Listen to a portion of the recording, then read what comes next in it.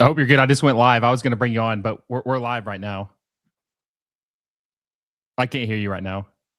Microphone might be messed up a little bit. But if you guys are just joining us, USMNT, I hear you now. USMNT beat Senegal 3-2, which was exciting, upsetting, all the emotions, but overall very positive. I mean, I can't lie to you. I was very excited, especially in the first half, Adam. I was thinking about you during the game because you were way more optimistic when we talked about the games last week. And I know that you were just probably incredibly excited, man, feeling validated. Yeah, man. I mean, I don't know. I couldn't, like, if you asked me if I had confidence in how I felt, like, my confidence was pretty mediocre, but I'm just going to kind of feel like, we're at a point in time where it's time to believe, right? Like, I really don't, like, I was really pessimistic last cycle, right? I thought World Cup qualifying was pretty poor. Like, I don't know. I wasn't sure how the guys were going to react, but man, when it came time, like when November hit, because if you remember, it was a late winter World Cup.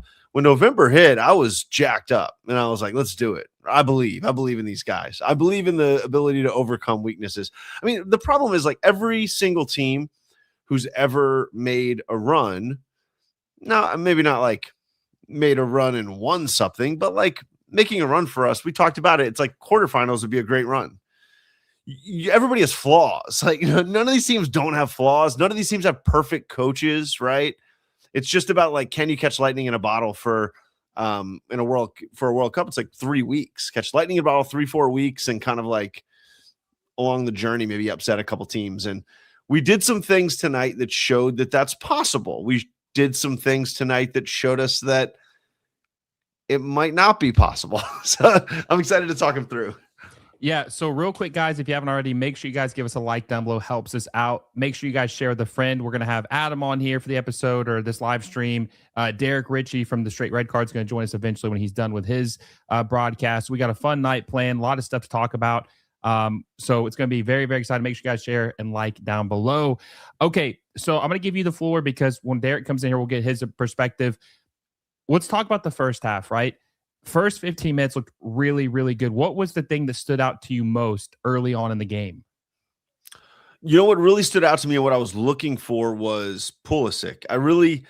I think this team goes as far as Pulisic can take us. And I say that not because he's the only person who's going to be able to score, or only person who can, make plays.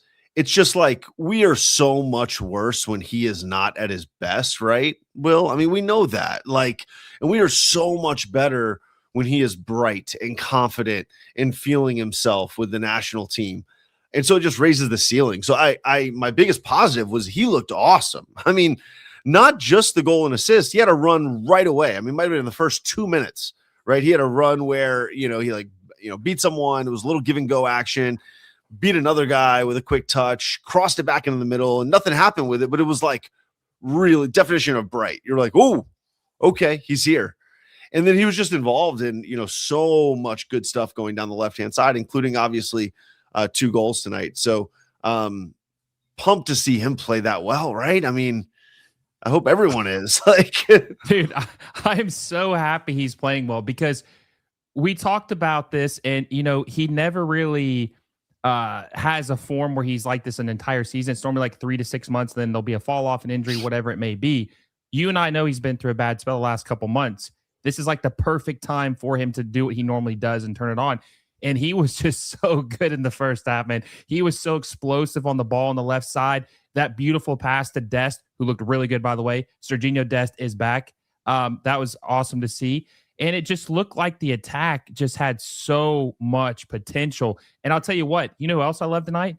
I loved Ricardo Pepi. Dude, he was playmaking. He had 2 beautiful passes in this game. The first pass to Pulisic to set the goal up for Dest, and then the pass to Pulisic to score. I mean, he was incredible tonight, man. And it's good to see. This was Pepi's first start since November of 2024 for the USMNT. Yeah, I thought the whole attack in the first half, I was excited by all of them. I thought Gio did a really nice job tempo setting on the right side, and like just did what he does that like a lot of people don't value. Honestly, that's what I've learned, like being a part of the USMNT community. A lot of people just don't value like the way he unlocks and the way he makes quick passes, gets on turns quick. He's not as dynamic as he once was, but I think I don't know if I would start him on the right. I don't know. It's tough, but I think he certainly would be a guy that I would want to play. He just brings something very different, even very different than Weah, right, who was playing over there in the second half, or Tillman, who we saw on the left in the second half. I just think there's something a little bit different about Gio. How Poch goes about deploying that is interesting, but I think it was nice to see him be not a weapon in the way that he had a bunch of big chances or even key passes that led to goals, but it was good to see him play confidently. I even thought he played hard. Like, I thought he was moving faster. I thought he was going after tackles, in kind of our medium press. I wouldn't call it a high press, right? But so I don't know. He was a positive as well. You mentioned Dest, right? Obviously was awesome. Pepi was awesome. Ballo looked awesome in the second half. I know we're still in the first half, but like, it felt like everyone who stepped on to the field had McKennie, Tillman, all of those guys, I feel like had really good games against that Senegal D. Now that Senegal D isn't the strongest defense. So I think we can note that, right? Derek, what's up, my man? Sorry, Derek, I didn't see you in the lobby. My bad. Oh, I was only there for 5 seconds or so. There he is. You did a good job. What's up, guys? We're just talking about this first half and the positives right now. I asked Adam who he thought was someone that stood out in the first half, and he said Christian Pulisic was the first name that came to mind. I'm assuming obvious answer, Derek. The obvious answer. We thought this is his first goal since November of 2024 for the USMNT. Yeah, Pepi was really good too, guys. He was. And there were a lot of contributors there. Dest looked really good too going forward. Jedi, outside of that massive gaff and giveaway, looked really good. If we're talking the first 30 minutes, everything was pretty good. Can't really complain. Now, after we went back to the low block, then it got a little like we had some brain farts after that, where guys were giving it away. Collectively, Berhalter gave one away. Adams gave one away. Jedi gave one away. Like, just gave up possession. And when they didn't have to, they had somebody to pass to. Yeah, they just gave it away. So, in the last 15 minutes of the first half was kind of like, just like I said, just head in clouds ball. Like, come on, guys, keep your sharpness. I know you're not pressing anymore and you're back in the mid block, but that doesn't mean you need to be lazy with the ball. And that's what we saw. If you know where it felt similar. And I know it's like, sacrilegious to say this because we're all supposed to say that we were horrific for the whole game, but it felt like the Belgium friendly where, I thought we had control of that game through 30, and then it was like the last 15, like Doku just started like getting really dangerous down the left side. And it was like, and I think we let up a goal late. Right. So it was very similar tempo to that match, I want to also shout out Will, I thought Freeman was great, and I'll go hand up, man. Like, I've been one of his biggest doubters in terms of, is he ready to be in a back three? Is he ready for the moments? And a lot of people have said, hey, he is, Adam. You just watch, and I nobody's watched him much for club, right? Like, he just hasn't played much. So I've been worried, and he quelled a lot of my fears tonight. He looked good. He looked solid. He went forward from that spot a couple times, which was really cool, and like overall just held up well. And he got back to save our butts a couple times. Correct. Yeah. So he was just he was that solid right center back we need going into the World Cup. And not only that, he didn't really make any gaffes. No big mistakes. There are guys making gaffes out there and mistakes and bad passes, and he was not one of them. Tim Ream made a massive gaffe and claimed he was fouled, but that could have led to a goal. It didn't, thankfully, but he can't do that in the World Cup. I mean, the Berhalter one, we should have got scored on too, the gaffe there. But didn't get, of course, the Jedi mistake was the big one in the first half, which, you could blame on McKenzie and Ream for not closing the gap so that through ball couldn't go through to Sané. And even Adams tracked all the way back with Sané on that, but couldn't get a foot on the shot. But at least we know one guy who's working his butt off, and that is Tyler Adams. No, I agree. And so we talked a little bit about the positives in the first half, right? So let's shift to the negatives, because there are some, right? And you kind of mentioned a couple. Yeah. One of the players that stood out to me who looked very uncomfortable in the first half was Sebastian Berhalter. He looked very uncomfortable to me in the first half. I don't think he was very good in that first half. I was pretty vocal about it, Derek. So the things I was watching really closely, I was trying to really watch, and I think you kind of Derek just mentioned it. It's like you kind of have to watch for what are the things that aren't just happening one time, because one time's fine. If you play enough and watch enough soccer, a mistake will happen. But it's like, are you continually getting broken down? He looked uncomfortable defensively to me. He made a couple of his go hard tackles, right, that he does nicely, like in the middle of the field, but he got totally burned right outside the box and fouled. He got burned at the top of the key one time, totally roasted, that led to a shot. Mm-hmm. So they didn't lead to anything. But to me, I'm like, when I'm watching, I'm like, who is getting beat, right, in weird and rough spots? And that Senegal team is solid, but they're not. We're going to face better teams if you have ambition to go, anywhere. You're going to face better teams, not necessarily in our group, but beyond the group. Yeah, I was going to provide context there with Senegal. If this is how they're going to go into the World Cup, they're in trouble.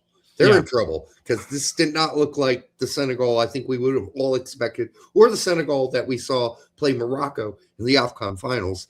So this is not good for them. This is a very bad look for them.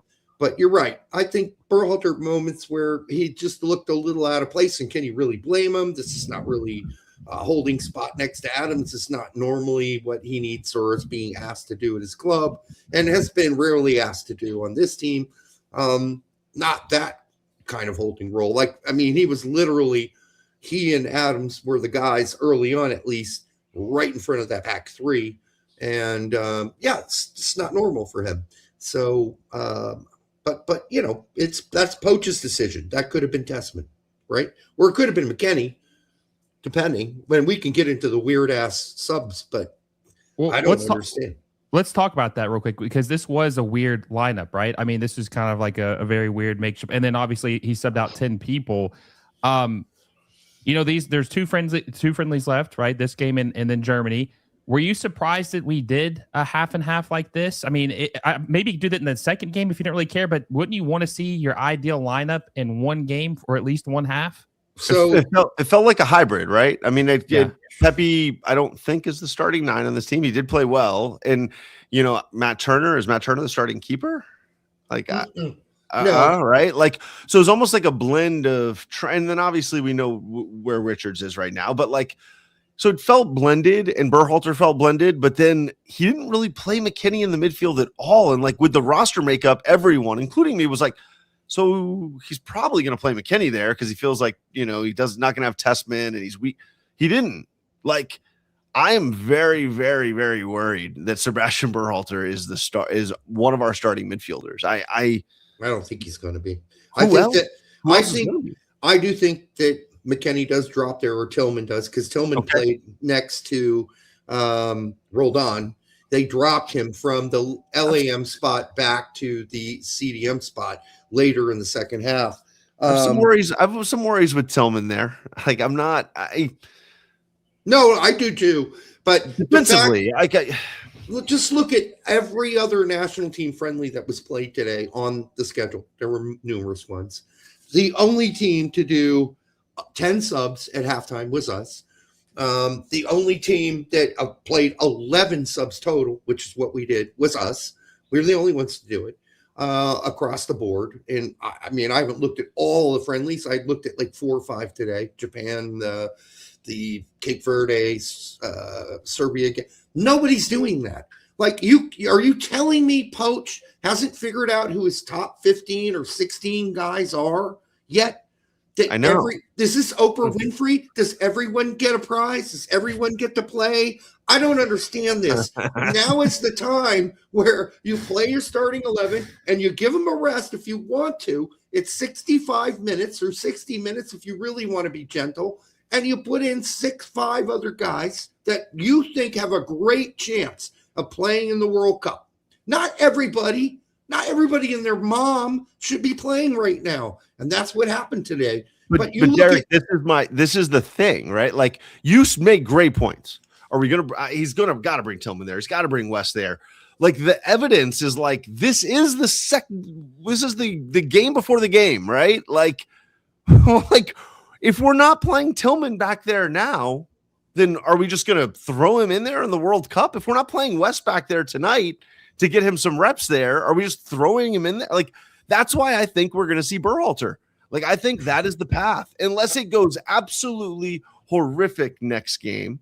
Like, but I'm gonna call it right now. I think we see Berhalter and Adams in the middle of the park again next game, and I think that is the opening game starting line. Scary. That's scary. I don't think so. I think this was a chance for Berhalter to show as the backup for McKennie Tillman if he can hold his own against the top 20 team in the world. And you can judge whether or not he did or not, but I don't think there's any way in hell he is starting the first game of the World Cup. I could be wrong. No, if that's what he does, Derek, if that's what he does, it's like crazy that you would not play. You're right. He played Tillman there a bit, not much. Yeah, like 15 minutes. Yeah. You're going to play 0 minutes? Like, you're going to play Weston McKennie in a spot you want him to go in the World Cup in? It's for 0. Like, that's even more bizarre, to be honest. Even more bizarre than Berhalter starting is not giving those guys a lot of run. Failure, right? You're especially Tillman. That's not where Tillman normally has ever played. West doesn't normally play there now, but he has in his career. Like, I don't know. But to our point here, this is confusing. Like, I'm a bit confused. It's confusing because there are guys that play today that are going to see minimal minutes in this World Cup. Joe Scally will see 20 minutes tops in this World Cup. Miles Robinson will see 20 minutes tops in this World Cup. There were guys on the pit. Rolled on, we'll see probably no minutes, maybe 10. But this was an Oprah Winfrey moment. Everybody got to play except Aronson and Haji Wright. And if I'm Haji Wright and Aronson, I'm thinking, well, surely I'm going to get my due versus Germany, because otherwise it looks like we're the two worst players on the team, you know? So, no, I think there were experiments going on tonight. Why we're experimenting? Yeah, correct. We're about to play Germany. That's our last chance. Hopefully the Germany game is where we go standard starting 11. These are like 11 guys I believe in. And here are the 5 guys that are going to come in and take their roles during the World Cup. That friendly, this one should have been, but that friendly needs to be reality city. This is not, you got to get rid of this whole dream world, Disney World setup we've been doing. We've been doing this now. This game and the prior window, we did the same garbage. 10 subs. Is Poach still that confused about who his core players are? His core 15, his core 16? Maybe Poach will say, oh, well, I'm worried about injuries. Okay, maybe he'll say that. So I'm really spacing out the time. Okay, if that's what you're really hyper focused on, fine. But when Jeff Carlisle asked the question in the post conference, and don't get upset at him for asking why you're the only nincompoop who played 11 subs during this friendly window, international friendly window. Hey, Will, so if you told me, if you were like, hey, 2 games before a World Cup, we're not going to start our starting striker and, you know, I guess McKennie's the other inverted winger, right? We're not going to start those 2 guys. We're not going to let those 2 guys play with the midfield and the starting, you know, your starting backs and your starting left winger who's your superstar. So you're going to split those guys' time so they don't even get to gel. They don't get to play. You got to remember, this team hasn't played together that much. Just holistically, they haven't played together. So you split those guys. That's weird. And then if what Derek's saying holds true, which I'm pessimistic, right? But if it holds true, it's like, and we're going to play guys in a position that they've never played in this alignment for us, and we're going to just throw them in there. Like, I do start to get a bit worried. I'm worried for one of 2 reasons. I'm worried because, 1, we're going with Berhalter in the midfield, or 2, we're just not going to be totally prepared. But we look good, though, we look pretty good for that. But the problem is, like, where breakdowns come are in the small details. And I think, like, too many people finger point at one person for every goal. That's just how I feel. Like sometimes the Miles Robinson goal, you can finger point at him. Like that's the first goal. There's a lot of things that could have saved that, right, Derek? I think we agree. Like there's a lot of moments you can go, that could have stopped the goal. That could have stopped the goal. That could have stopped the goal. That is cohesion, right? That's like understanding how you relate to each other in possession, out of possession, in the transition moments. Like that's like kind of the gold in soccer. Well, also real quick, Derek, one thing that's frustrating too, just to hit on the experimentation, right, is that I've talked to both you guys about this separately, about how we should have been figured this out months ago. I mean, we should have honestly been testing out our ideal starting 11 against Portugal and Belgium, and this should have just been another reiteration of that. And I don't understand why he couldn't have just had his ideal. What if the World Cup were to start tomorrow? Why couldn't he have played that starting 11 today for the first 45 and then have some guys come in, maybe the 3 or 4 fringe guys who might start, play in the second half and just kind of see how they do. But I just think this is such a waste of time. I hope to God the next game, which we'll talk about later, that he does start the ideal starting 11 in the first 45.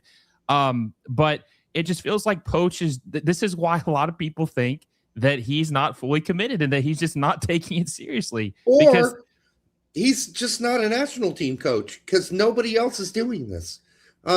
You go back, you look at Klinsmann, Bob Bradley, Bruce Arena, nobody during their friendly sessions leading up to the World Cup, those couple games before the World Cup, and 4 or 5 games before the World Cup, we're still experimenting and getting around.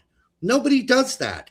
You play your starting, your goods to honest starting 11, and you bring in the 5, 4, 3, back in the day, 3 guys that you think are going to be the guys that are going to come in and make this team survive when the other guys are tired, injured, have yellow cards, whatever. That's what you used to do. You don't have 11 subs. Has to be unprecedented in a friendly leading into the World Cup. It's got to be unprecedented. I've never seen it. I've never heard of it before.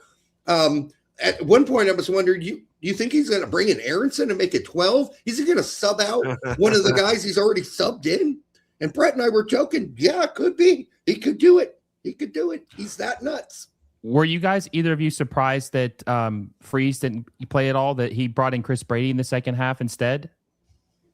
I was a little shocked by that. I thought that Turner would get the whole first game and Freese would get the whole second game. You don't. That's another thing. It's mild, right? I'm not that angry about it, but like you don't need a third. Weird though, right? You don't need a third keeper. Like I love the history of soccer, Derek. I'd love for you to find me. How many times has a World Cup team needed their third keeper? You know, like it's been rare because of injury. Like once or twice, I think, in the whole World Cup. I'm sure it's happened, but it's like it's got to be like you're giving a half away for a contingency that's very low percentage, is how it felt. That's the thing, Adam. I don't think this game was like, well, we just need to make sure Chris Brady isn't like half mentally disabled or something. I think it was like, we want to make sure everybody gets a snow cone.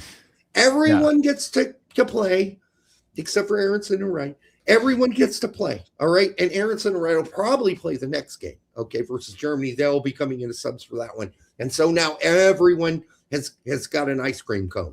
Everyone's got to lick some vanilla ice cream. That's what it looked like to me. It was like, I just want to pat you all in the back. You did a good job. You made the team, so now every one of you are going to get to play. Like, we're way beyond this Munchkin City stuff. Like, we need to get back to the real world here. We got a World Cup to play. Aronson and Haji not playing speaks also just to like the roster imbalance that I haven't harped on it much, but I agree with the points, right? That there's just roster imbalance on this team where there's you look at it, you're like, you guys got a lot of attackers, especially if you think McKennie and Tillman's best spots are, in the front 4. It's like, who are the midfielders? I mean, here's my hot take. My hot take is that Poch sees Berhalter and Adams as his midfield and Roldan as the sub there. That's my hot take. Say that one more time. Yeah, say that one more time. I know. I'm not sure I want to scare you. You okay? Hang on to something for this hot take. I think he sees Adams and Berhalter as a starting midfield, and I think he sees Roldan as the sub there.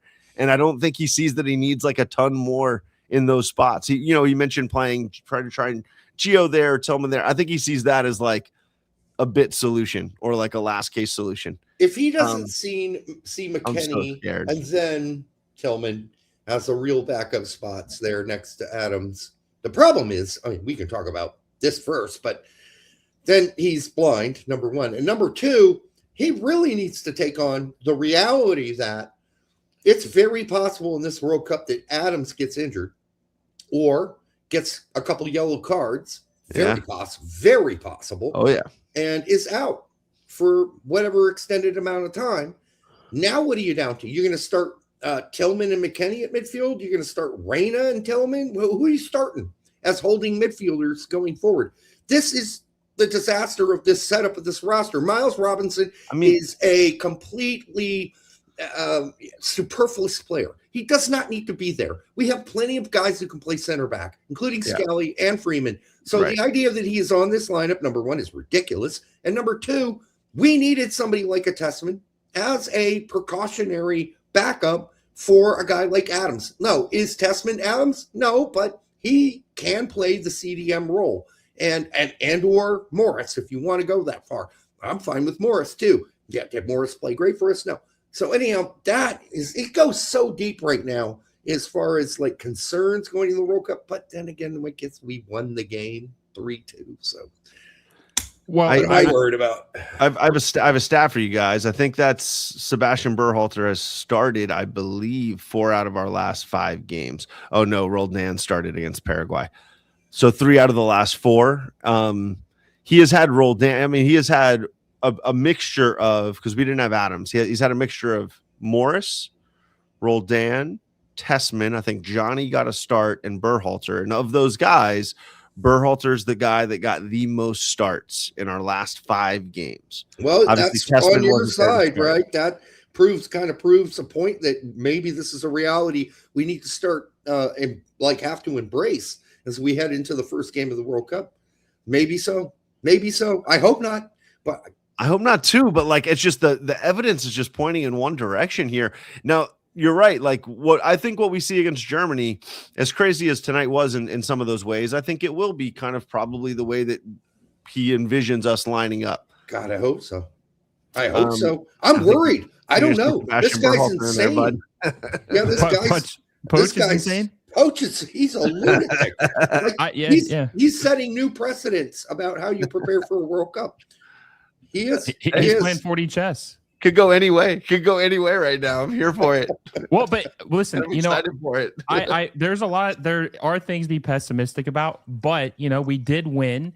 And I do want to talk more about maybe some of the concerning things, like some of the players, because I want to talk about Roldan. I want to give a segment to him because that was atrocious tonight. But before we do that, guys, if you're joining us, make sure you guys give us a like down below. Help us out, share with a friend. We got my good friends Adam Turner and Derek Ritchie join us to break down the USMNT match for Senegal. So make sure you share with a friend, and also make sure you guys subscribe to the channel if you haven't already. I think what I was thinking about this prior to this game, right? Would you guys have said that Senegal would have been equally or maybe even the best team quality-wise compared to our group opponents? Yeah, I would have. Yeah, I would have said they're better than our group opponents. Maybe close to Turkey though, right? I mean, that one. Not far off. But I coming out of the last 6 months for Senegal and just tracking them, especially before this game, is when I did the most. To be honest, I watched a little AFCON, but not much.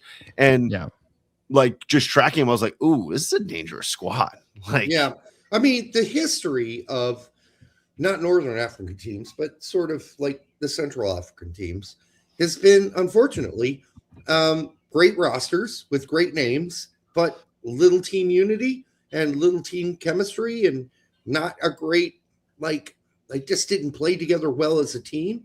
I thought we had saw the end of that after AFCON this year, because Senegal did look really good against Morocco.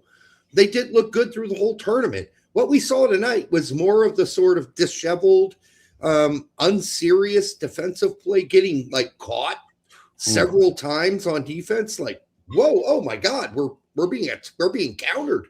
Holy crap. Or just leaving so much space open at times. If this is how they're going to go into the World Cup, they better buck up because they're going to get their asses handed to them in this World Cup. Who's in their group? They play. Is it France? Maybe, right? And Senegal's group. We can pull it up, but yeah. Let me pull, no, because they were talking about during the game, and they were also echoing those same things about them being in trouble. They play France to open the World Cup. They go France, Norway, Iraq. And I mean, they're going to get housed by France and even Norway. If they play like this, Erling Haaland can eat. Yeah. They're going to get housed. And everyone will beat Iraq. No offense to the Iraqis out there, but, that's just how it's going to go. Well, and I mentioned that because beating them does make me feel better about our group, because even with the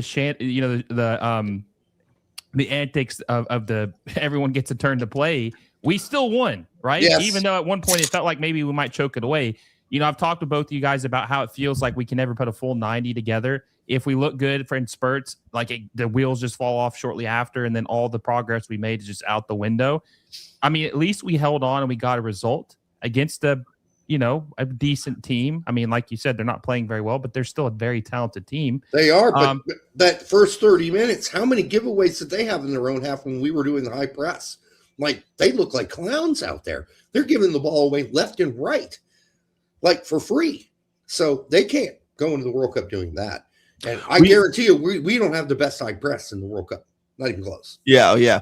Well, I mean, I'll be more optimistic. I thought it was a great game. I mean, I thought we controlled the game, man. I mean, if you look at almost every stat that matters, and I'm not talking about possession, Greg Berhalter, like every possession that matters, we dominated. And really how far off from that, goal to start the half? And the foul on Ballo was pretty weak on the Tillman goal that they called back. That was pathetic. That was a pretty dominant performance by us. You know what I'm saying? And you could point to some things where they blew chances or they didn't convert. But Zendejas also had like a 1v1. You could go if you just said, okay, let's clip up and show the best 20 chances of the game. It felt like we had like 15 of them. Yeah. And that's. To your point, no, they were bad tonight. They were bad, but we were good, and you got to give us credit for that. No, we were good. We were good without a core group. I thought we might have been even better in the second half for the first 30-minute stretch of the second. And maybe it's because they were bad. I don't know, but we were good. We took advantage of it. We weren't, we were doing really bright and awesome things, connecting passes, connecting play. And Will, it wasn't like we fell into that. To me, we didn't fall into, to Derek's point, we did have some really rough moments at the end of the first half, but in possession, it's not like we fell apart, in my opinion. Like we just were kind of losing our brains in a couple moments. And overall, right, you still have a game where we dominated beginning to end. And the two moments that were goals, it was like one was a counter, which I don't know what to do. That just keeps happening. Like we just keep getting beat on a counter. Like every game it feels like. And then the second is just like a boneheaded play, which those also keep happening.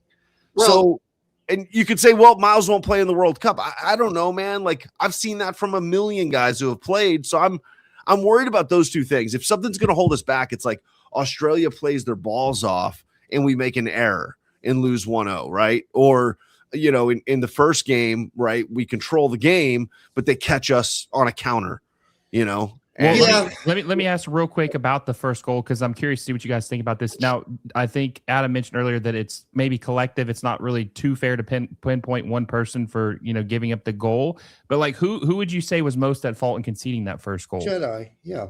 Jedi gave the ball away in a really, really sensitive area, and he didn't even have to. There were open people to pass to.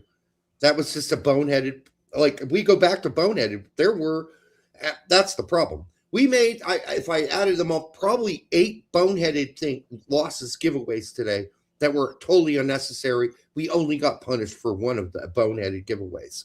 I'm not going to go through the list again. So that can't happen. You mentioned Miles Robinson. Miles Robinson, if he plays a minute in this World Cup, it's not good. I hope it doesn't happen. Also, the big difference for us in this game, and what sets it apart from Berhalter ball from prior, is look how many times we countered. We countered. They countered too, but we countered. Like in Berhalter ball, countering barely happened. was like once every 3 games. We got possession and quickly countered. Today, we got possession and we quickly countered multiple times. Sometimes long balls, sometimes medium range ball, but we were countering. We were coming at them for that first 30 minutes. That is how we need to play. Now, you can't play that way for 90 minutes, but it is if we want to stay positive, that was one of the things that stood out for me today as we watched it live. This was counter ball. We can do it. We did do it. We did it multiple times. We should have scored more goals in that first half. We should have. So hey, that's a positive. Will, do you have the ability to like freeze frame? I know you can't play the clip full. Can you freeze frame stuff though and like show it? Is that allowed for you? Yeah. What do you want me to pull up? Go to 4304. And because I respect Derek's opinion so much. I like vehemently disagree with the Jedi thing. And I say that not because Jedi made a good play, made a terrible play. No, you're talking about the Mané goal? But here's my point. When you watch soccer, like people turn the ball over. He's in the final third when he creates that turnover. Like people turn the ball over there all the time. To me, what's really, really worrying is like that was like one of the only counter moments of the whole half. And if you go freeze it at 4304, I just freeze frame 4304. Yeah. Yes. And I'll just watch it freeze. If you tell me we're not going to get out of this situation or we can't get out of this, this is a 6-on-3. Like, really? Like, I think that guy in the middle is that's I believe that's an American, right? That is 1, 2, 3, 4, 5, 6 against 3 Senegalese players. So once again, like the Jedi thing is horrible. If I had to put it on one person, I'd probably put it on Jedi too. But we have to be able to turn the ball over, trying things. Like, can you go backwards to where Jedi turns it over just to that point in time? We got to be able to try things here without the fear of turning it over. And now Jedi wasn't really trying things. It was pretty horrific. I agree. But we got to give guys the leeway to turn the ball over there without thinking, oh, we're going to get beaten a 6-on-3. No, we cannot give the ball away there. I'm just going to have to disagree with you. Yeah, that is not the final third. That is way too near midfield, number one. You're correct. It's on the edge of the final third, for sure. If we move the tab forward and we go back, we advance it a little, while it looks like it's a 6-on-3, it is not. And I'll tell you why if we go forward. If you look right here, what we've got is 2 players that are in the gaps. They are already in those gaps. That ball can be played right now out wide. Not right now, but in about 6 or 7 more steps. We've got 2 players in the gaps and 2 wide players chasing. We've got basically 2-on-2 as far as defending here. And we got 2 slower players playing against Sané and Nicholas Jackson, who are very fast. And they're going to fly past those guys. Now, Adams does end up catching up to this at the end, I believe, but it's not good enough, right? So I think it's a little more complicated. It is, but we got to be able to figure this out better, Derek. We don't figure these out well enough. We got disorganized. Yes. This is the same goal. Do you remember? I forget what goal it was, but it was like our center backs ran into each other. It was last camp. Yep. And it was the same exact kind of play as this, where if you looked at it with about a half of a field left, you're like, come on, like we have enough. There's enough numbers here. I get those guys are right quick. You could see the money. You could see the moves Mane's making, but like, why? Like, look at our center back right. Who is that? This is so obvious. Who's standing up? He's just standing. You know what I'm saying? Like this is so. When I Zaprudered this, right? We all Zapruder. Yes. I went past the Robinson, and I'm like, unfortunately we are going to face that. If we're going to possess Derek, we're going to face that 5 times a game. We just are. Like we don't have good enough players to not turn the ball over in that spot, trying things. Yeah, and this is the same argument I had last game. I forget who turned it over on that goal, but it was a turnover that happened around midfield. I think West kind of like hit a loose pass and they went the other way, and everybody's like, that's Wes's fault. To me, like, okay, yeah, West could have done better with the ball, but like you got to be able to figure these kind of things out. I don't know, 5 times in the game. Like it's not like we gave him 30 of these. Well, yeah, but also too, real quick, I just want to point this out. Like when they're in this position too, and to Derek's point, there's 2 avenues where they could have passed this. Having Tim Reams back to the ball I mean, obviously you don't in front. I mean, you're just asking for trouble. He just doesn't have the speed to This is stop also where this. Tim Ream's just a disaster on the field. This right here is where you never want to see Tim Ream. This is why I think you can't start him, even though he probably will. But I mean, just watching this sequence, I mean, look at him. He doesn't even know what's going on. Boom, pass. Skips right through him.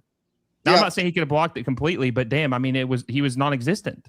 Well, and Mark McKenzie's completely naive on this as well. Yes. If you roll it back, he stands and allows that pass to slip through. And he needs to close down the lane here. He's watching the ball. Look, he's watching the ball. He's not even paying attention to Sadio Mané. He's not even paying attention to him. So Tyler Adams has to rush back and be the guy covering Mané here. And he's a center defensive midfielder. Where the fuck is Freeman, by the way? Not even in the picture. Not even the picture. Ream is so slow, he hasn't even made it to the line yet. Okay? And Jedi has already passed Ream, and he's closer to the line than Ream is. So we got disorganized there. And yes, Jedi, his mistake was bad, but was it recoverable? It was. But, you know, if you're Jedi, you don't need to make that mistake. You had people to pass to, and you should have never put us that high. We weren't at the third. We were at midfield, essentially. And that is a bad place to lose the ball when you're essentially playing Freeman a little higher and you only have two center backs. And those two center backs. It's a poor turnover. It is. Oh, it is. Like, I'm telling you right now, if we're not organized to cover that turnover, it's going to be a long World Cup. Like, that's my point. Like, because we have to play Jedi. He is absolutely one of our key guys. Has anybody watched Jedi Robinson? He's going to do that. Like, he just is. And like, same thing with our other guys, even our like better guys in possession.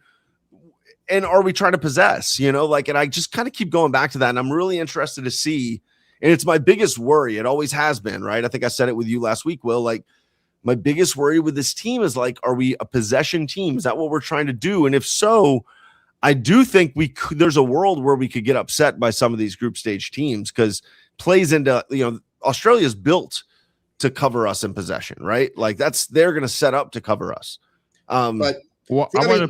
To be fair, I just want to say that, you know, Jedi wasn't the only one who made a boneheaded giveaway.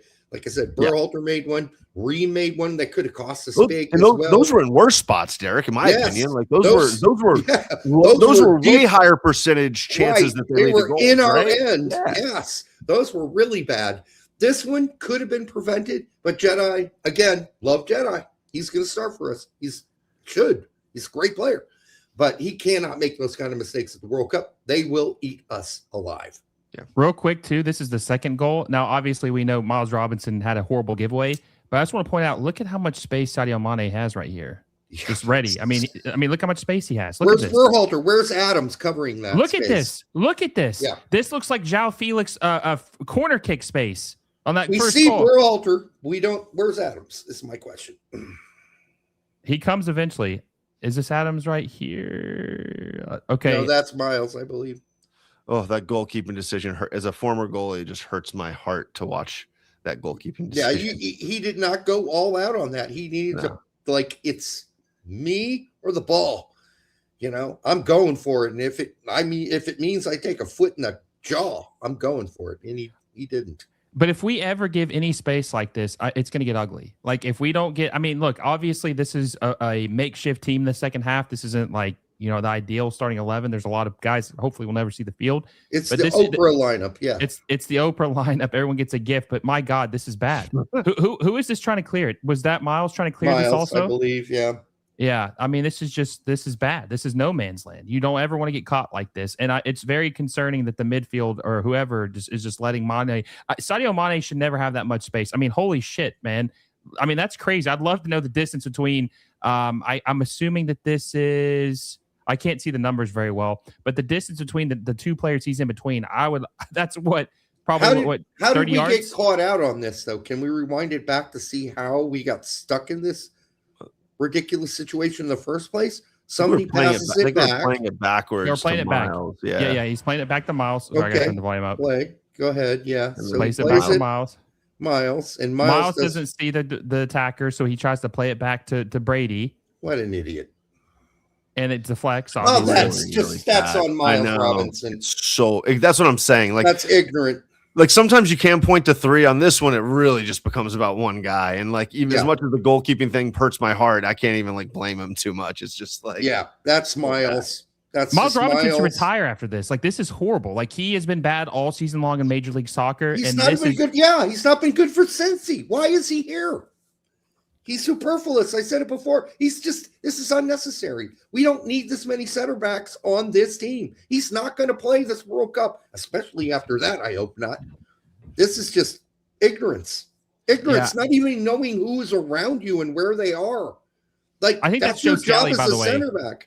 I think this is Scally in the back line. I think that's who that is, Joe Scally. Probably marching over to save the day. Yeah. Yeah. And then I think this is Berhalter right here. Yeah. So I mean, I think we were like built in, in our half. I think we were built for possession and we played it back quick. So I mean, I think that's why there's nobody there. Right. We were you can't build for that Miles turnover, right? I mean, you can't organize for that. Like, and that's the problem with that turnover and having guys like that on the field is you will always be up shit's creek. Like, I get what you're saying, Will, right? Like, why is he so open? If you make that turnover, people will always be open. Like, absolutely, you can't do that. Like, no, I agree. No, I agree. You know but here's the thing, though. It's like, I understand when they're playing it back, and obviously that's part of it. But it just feels like, I mean, they're attackers. Like, it just feels like someone should have been up a little bit further than this. I don't know who this is right here. I can't really think. Is that? Yeah, I can't blame any of those guys. That's this McKennie, is a safe pass back. We're just trying to. They're trying to get check in the middle and stuff. You can't anticipate this Miles. Turnover. This is a mentally disabled player who doesn't realize how close the player is around him, even though he should have scoped that out. You can't build your positioning for a guy doing that. You know what I'm saying? Because I see what you're saying. Like, come back. But if he comes charging back, it's because he's like, Miles might turn this over. And you just can't play a guy who people have to do that with. Well, I also know that this is reactive. Like, I understand Joe Scally's not expecting the ball to be turned over right here, so he's not looking for Sadio Mané. He's just kind of watching what Miles Robinson expecting a safe pass to the goalkeeper from here, and normal center back would have easily made that pass from this situation, but Miles did not even feel the player near him. He didn't feel him. He never saw him. It was jackassery. That's what this is. Do you see right here? Sebastian Berhalter's kind of got his hands up where he's wanting the ball to be played back. I think he thought that Miles Robinson. Now, keep in mind, Miles Robinson has no left foot. He's heavy right foot, right? He thought Miles Turner was going to turn left and pass it back to him, but he can't because he can't. He's heavy right foot. He can't pass his left foot. So, because if you'll notice right here, look at this is Berhalter. If you'll notice, he has his hands up because I think he's expecting. Well, he's got a left winger open too. Yeah. I mean, there's a guy standing on the sidelines. That's a safe pass. Oh, man. Okay, so that was obviously the two goals that we conceded. So let me ask you guys this, right? So we win 3-2. Obviously, there are some concerning things, but there's also some positivity. Based on what we saw tonight with the everyone gets a gift mentality, right? Your Oprah Winfrey. Oprah. Did anyone in your guys' eyes start an actual competition for a starting spot? Like, we kind of had an ideal starting 11, all three of us did, but like, is there anyone that played so well tonight? You're like, okay, I could see them maybe battling it out. Like, because Poach is so, he's so unpredictable. Like, is there anyone that you think maybe kind of wiggled in tonight? I mean, it depends on what you think the starting 11 is. Yep. Then if you're telling me there's a battle going on between Reyna and Tillman, probably Tillman. But if you're telling me the battle's between Balogun and Pepi, I'm telling you that Pepi did great, but I don't think it's enough to start over Balogun in the World Cup. You'd have to point to the center back position. If you think that wasn't locked in, I think Freeman very much locked himself in my eyes. Yes. Yep. I mean, I think that's one that if you didn't have it locked in. I already had him locked in, but yeah. And then from my perspective, I thought Trusty was the best of the rest. Yeah. So it's like if Richards is back and healthy, then, for me, Trusty at least showed well. I don't know how Poch feels about him, but he would have showed well for me tonight if I was the coach and I was like, who is going to be especially because he's left-footed as well. So it's like, him or Ream, I just think he shows a little bit better than Ream. Now, I'm going to go back to my hot take, right? I don't think Tillman and Reyna are fighting for a starting spot because I think Weston McKennie already has that spot locked down. I think they were fighting for who's going to come off the bench as kind of the game changer, who's going to, what's our role. And I thought very clearly you saw Tillman be really dynamic in the moments. And I thought you saw Reyna be really solid in kind of the maestroism that is Reyna. And I thought he did that well. So different strengths there from both. To me, it would be more situational in terms of who I would bring in based on that game. But here's what I would say. I think Poach knows that McKennie can play next to Adams, which is why we don't see it, because we've seen it for 6 years with MMA and whatever. We know he can do it. So what he was doing tonight was to see, okay, I'm going to try Berhalter there. I'm going to give Roldan a birthday cake, and because everybody gets to play. So he'll come and play. But I don't need to try McKennie there. I know we can do it. I just want to see if anybody else can. So I'm going to try Berhalter there. I'm going to try Tillman there. Roldan's just a birthday cake thing. He's not going to play. But I want to give those two guys some real legitimate minutes to see if they can do it. He only gave Tillman 15 at the holding mid role next to Roldan. So I'm thinking, I think I'm going to be right about this. I think McKennie's going to start next to Adams, and I think you're going to see Tillman or Reyna start next to Pulisic in that CAM role, the dual right. CAM roles, and that Balogun will be starting up top. When we get pray to you're correct, Derek. I pray you're correct. I hope we get to next game and we're like, okay. I'm not going to say it's going to happen next game, because this is still friendly season, and Poach is absolutely a lunatic. So 40 chest, just hiding. He's just hiding everything. He's got it, and our guys are good. He knows they're good. Like, they're ready to go. He's a psycho. I love him. Yeah, just 40 chest. Like, you will not scout us before game 1 of the World Cup. No, absolutely you can't. not. You can't. No, it's impossible. We may or may not be prepared, but you will definitely not scout us. You will definitely not know who we're going to start. Yeah. Like, we don't know. Our fans have no idea. We don't know. No, we definitely don't know. So let me ask you guys this too, I guess, to kind of close it out. Obviously, we beat Senegal. Impressive win, right? Next game is Germany. It's a step up. It's going to be a little tougher. Now we have no idea what's going to happen, but was this good enough for you guys to kind of be like, all right, I've seen what we can do. I don't really care about Germany now. You know what I'm saying? Like, we don't really need to see us beat them in order to feel good about our chances now, because we've seen the attack works. We've seen it. Like, this is like, we got a sample size of what it could be finally. Well, I mean, it's Germany. This isn't your grandma's Germany. It's not even your mother's Germany. All right? I'm half German. I don't think this is a German team. They're my second team if the USA goes out. Germany's my second team. This team has no Rummenigges. It has no Lothar Matthäuses. It has no Beckenbauers. It doesn't even have a Klinsmann. Okay? Just saying. There's some good players in this team. This isn't the Germany of years before. So I think we should do pretty okay against Germany. I think we'll do fine against them.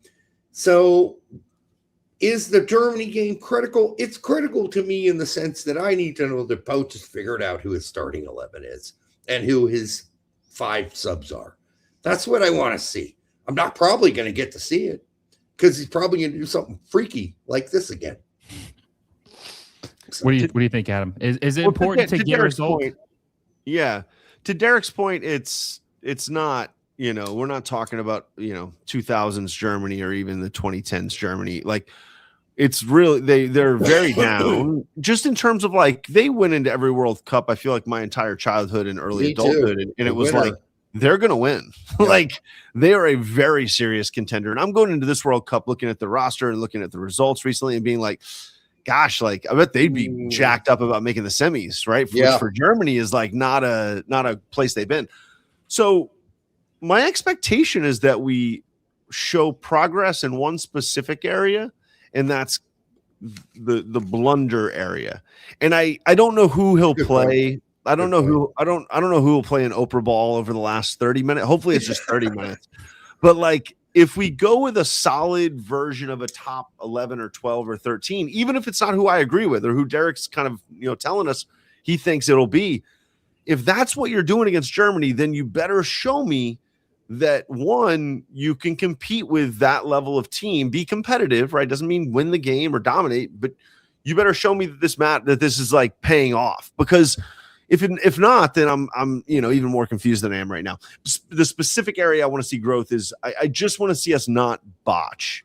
Once again, 6-on-2s, 6-on-3s, dangerous, not dangerous. Like, just show me that you can handle numbered situations and you can handle not giving the ball away continually in dangerous areas. And Germany's going to score. They're Germany. They have Musiala and they have a ton of good players. They do. But like, make it be because they earn that goal through great play, and good passing and what they do. I'm fine getting scored on by them. Just no blunders, man, and hopefully like less transition stuff, like off of our bad passes. So that's kind of what I'm looking at. I don't need a win, no, for sure not. It's too random. Like, last 30 minutes of these things, I was watching some friendlies earlier, Derek, and like they become exhibitions essentially. They become like preseason exhibitions. Like, you can't really tell. I was watching the end of it was the Japan game. I was watching a little bit of a couple games, and I'm like, they didn't rotate 10, but they did rotate a lot. It was I think like 7 or 6, but no, I was like, look, we rotated 11, Adam. 11. Oh no, I know, but I was on FOTMob like going like, where does that guy play? Who is that? Like I was like doing one of those things, like, who's that guy? So yeah, that's where I'm at. Well, I will add this. I want to see us continue to gain possession and counter.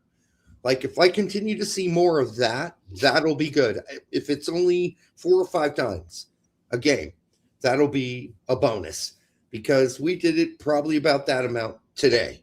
And that's what we need more of. We need gain possession, hit them hard, hit them fast.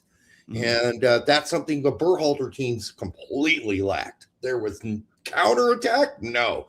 You gain possession, and we kick it around the back for 5 hours. So this is good, and I want to see more of it. If I can see more of that against Germany too, gain possession.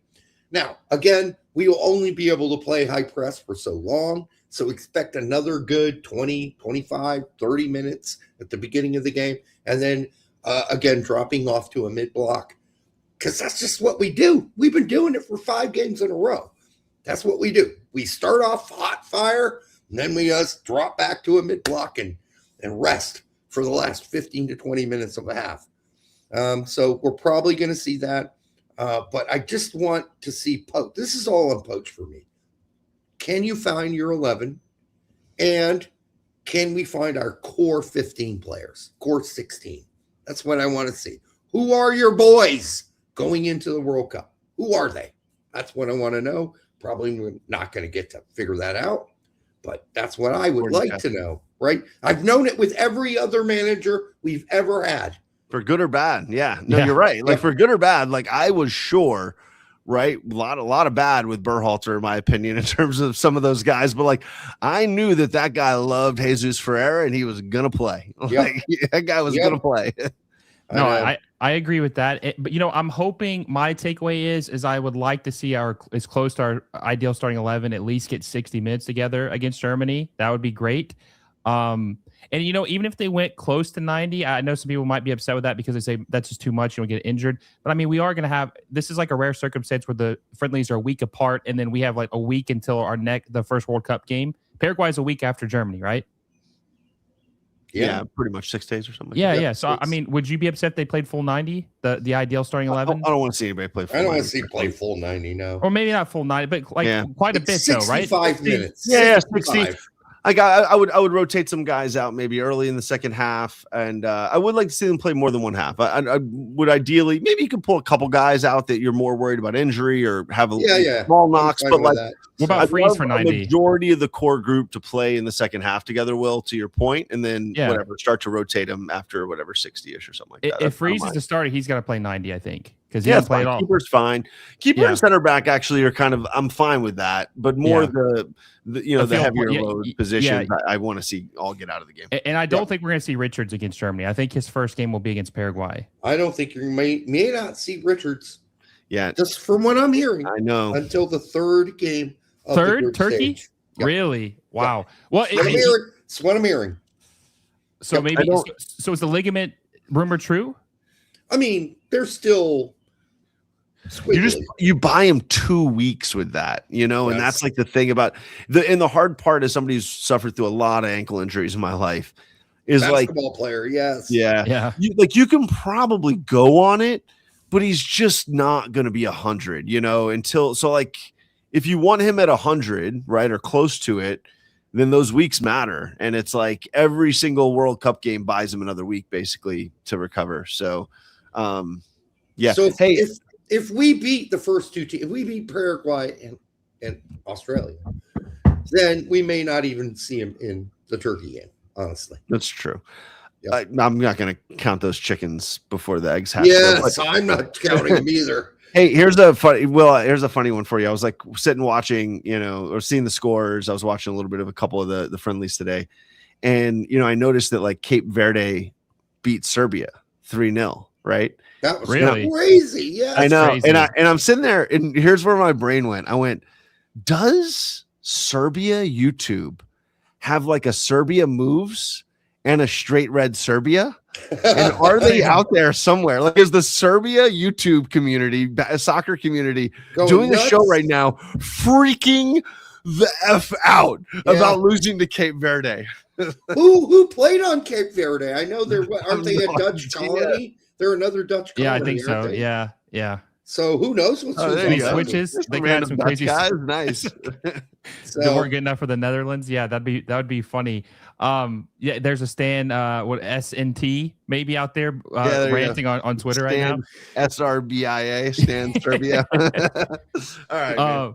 Well, yeah, I appreciate it, guys. Make sure you guys check both of these. This concludes it. Appreciate both of you guys hopping on with me. Make sure you go follow Adam on X at Stan USMNT. Great takes. He's a little bit more optimistic than most of us, which I love about him. But he'll also debate with you. And then obviously Derek has a show at the Straight Red Card with him and Brett. They do every game watch along. And I think what normally you guys will talk about the game probably 10, 15 minutes after the game as well, right? Yeah, we do. Yeah. And I need Adam on my next show because Brett's going to the game personally. Oh, nice. So, Nice. Adam, I need you to co-host Let's do it. next live show with me. Nice. Well, I appreciate everyone who watches with us. If you guys enjoyed it, make sure you give us a like on your way out. Subscribe to the channel if you haven't already, and hit that little bell notification so you never miss a video. Until next time, guys, I'll see you all soon.